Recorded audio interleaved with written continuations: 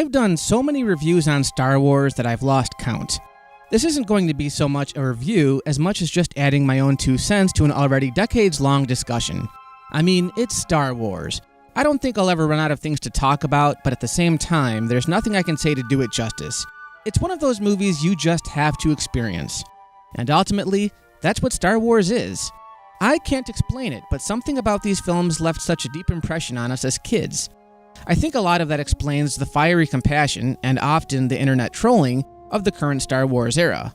I wasn't born when this film came out, but Star Wars was still something I grew up with. I associate my earliest memories with this movie. I remember getting a birthday cake in the shape of R2-D2 before I was old enough to even know who R2-D2 was. As a kid, I had a picture book that was all about robots, and I remember being fascinated when I learned that there were actual actors inside of those costumes. Star Wars, much like the Universal Monsters, was heavily engraved in American culture at that point. I'd been exposed to so much Star Wars that I felt like I already saw the movies, even though I never had. A cartoon I watched quite a bit as a kid was Muppet Babies, which, if you remember, had a ton of Star Wars influences. When I was 5 years old, and I sat down to watch A New Hope, back then most of us just referred to it as Star Wars, for the first time, it was one of those rare occasions when what I saw on screen was exactly what I imagined in my head from still images or cartoon renditions. That opening shot of the Star Destroyer coming in overhead, lasers flying between both ships, the beginning of some awesome space battle? It's no wonder why these films left such an impression. There's no point in giving a rundown of the story. You've got a galactic empire, a rebel alliance, a farm boy who joins forces with an old Jedi warrior, a cocky space pirate, and a princess with buns in her hair to take down the Empire's ultimate weapon, the Death Star. That's oversimplifying it, but again, there are so many books, videos, and documentaries out there covering this film, there's nothing I'm going to say that people can't find out on their own. If I had to point to just one, you can't go wrong with Empire of Dreams, a 2.5-hour documentary that covers just about every aspect of the making of the original trilogy.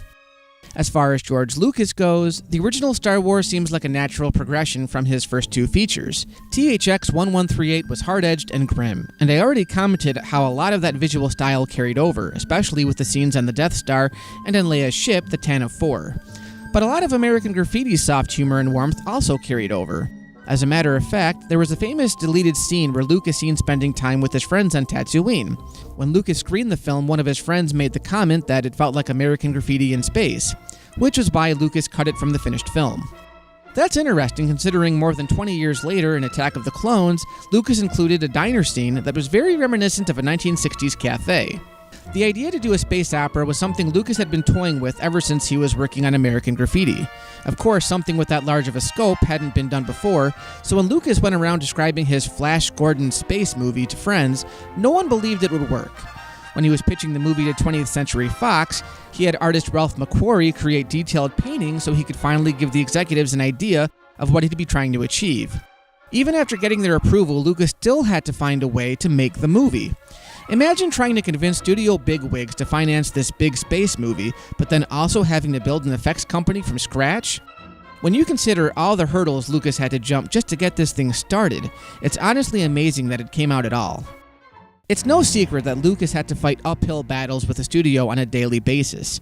At one point, the film was so far behind schedule that the studio had to move the film's original planned release from December of '76 to May of '77, with a lot of doubt that the film would ever be finished.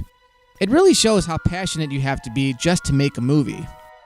Fortunately, as you all know, the movie came out and was a success beyond anyone's expectations. It allowed Lucas to free himself from the studio system, become independent, and make any movie he wanted without studio interference. I'd cut the video short right here, but there are a few things I'd like to comment on that I don't think I've mentioned in my earlier videos. Hopefully, this will be the last time I have to discuss the original film, but I wouldn't hold my breath. So here we go. First, out of any of the existing Star Wars films, this one has the strangest structure. THX 1138 and American Graffiti also had unusual setups, but think about it. For the first 15 minutes, all we see are spaceships, droids, stormtroopers, and Jawas. I can't abide those Jawas. Disgusting creatures. At this point, we don't know Darth Vader is a human character. Therefore, aside from the surviving rebels, the only human character we're introduced to is Princess Leia. We don't meet Luke, our main protagonist, until about 15 minutes into the movie, and that's after we spent quite a bit of time following C-3PO and R2-D2. Once Luke comes into the picture, the movie starts to feel a little more traditional. We find out what Luke's dreams are, what his conflict is, and ultimately what his goals are. But that first 15 minutes really feels like something you'd see from THX 1138. It's also fun to notice just how different the dialogue is between A New Hope and the next two films. Lucas has been pretty vocal about not being the strongest writer, and this dates back to his struggles with writing THX. Despite having a lot of help with the making of the actual film, Lucas did write the majority of the script for A New Hope, which could be why the spoken dialogue can sometimes be plain awkward. Governor Tarkin, I should have expected to find you holding Vader's leash. I recognized your foul stench when I was brought on board. Lucas didn't direct Empire or Jedi, so I don't want to spend too much time getting into them, but you can tell someone else wrote those movies because the dialogue is much more natural. This bucket of bolts is never going to get us past that blockade. This baby's got a few surprises left in her, sweetheart. Again, it's interesting to note that people were far more critical of the writing for the prequels, especially with The Phantom Menace, which Lucas had to write himself because no one else was up to the task. So the next time you criticize the writing in those films, just remember, you weren't asked to write them. George Lucas raped our childhood. I've talked at great length about the special editions. I get it. A lot of people are mad at the fact that the original versions of these films are not available, legally anyway, in a nice HD package. Here's the thing. Before 1997, I didn't sit around going, boy, this movie sure looks outdated. I don't think any of us were saying that. A lot of those practical effects hold up to this very day. Not all of them, but most of them. The static dewbacks in the background look kinda weird, and I do think that the improvements to the Battle of Yavin really help out that scene. I think the included ring effect that was added in was unnecessary, but it didn't ruin the movie for me. The Jabba the Hutt sequence was a nice thing to see back in 1997, but in hindsight, I liked it better when we didn't actually see Jabba until the last film. It made him all the more mysterious whenever Han brought him up. Well, there's a price on my head. If I don't pay off Jabba the Hutt, I'm a dead man. There is one controversial thing that I'd like to shed some light on, and please hold your groans until the end. This whole Han shot first debacle. People are still arguing this to this very day, and I say, what's the argument? There's nothing to argue. In any version of the film prior to 1997, Han shot Greedo. End of story. In any version released after 1997, Greedo shoots first. What's the argument? The only way to win this argument is to see which version of the film you happen to be watching.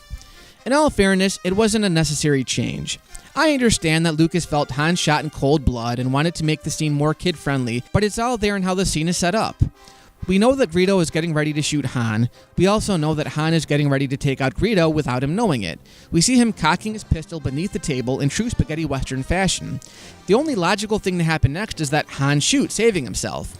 Setting the scene up in this fashion, only to have Greedo shoot first, is kind of misleading. Also, as I'm sure many have pointed out before, when they digitally shift Han to the side, it only makes the scene even more awkward, drawing attention to the fact that it was altered. The thing is, when Lucas filmed this scene, it was shot the way it existed before 1997. Over time, Lucas changed his mind and decided to alter the scene, but in simply adding that tiny little laser blast, he had to alter other things, and it becomes more of a distraction than anything. But I have the answer to this debate. You really want to know who shot first, Han or Greedo? Well, here's my answer after all these years. You ready? Here it is. When they were filming this scene, both Harrison Ford and the actor portraying Greedo were both given prop guns.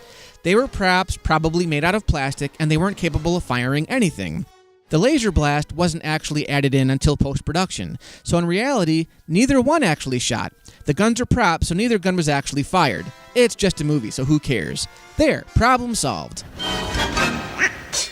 The reality is, Star Wars became so popular that we all felt a sense of ownership with it.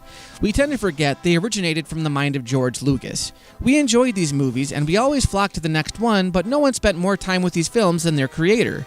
Despite how we all felt, Lucas was always disappointed with his unfinished films, and as new technology became available, he did what many would consider unthinkable. He went back and tampered with them. And just to be clear, Lucas wasn't the first director to go back and make changes to an established work. James Cameron went back to Aliens and added new footage for its home video release. Although Lucas might be the first director to go in and actually alter his special effects. As a filmmaker, I'll admit, whenever I learn a new piece of software, I sometimes go back to one of my old movies and tinker with it to try and make it look more professional. I know my movies aren't exactly cultural phenomenons, but as an artist, I understand the temptation to go back and improve my work. Maybe if Star Wars hadn't landed on everyone's radar, we wouldn't have cared as much. When they went back and fixed up the visual effects in Highlander 2, no one said anything. Unfortunately, as good as the original film holds up, Lucas was so exhausted from the experience of directing it that he retired from directing altogether. It would be 22 years before he took up the reins once again, bringing us back to the galaxy he introduced us to.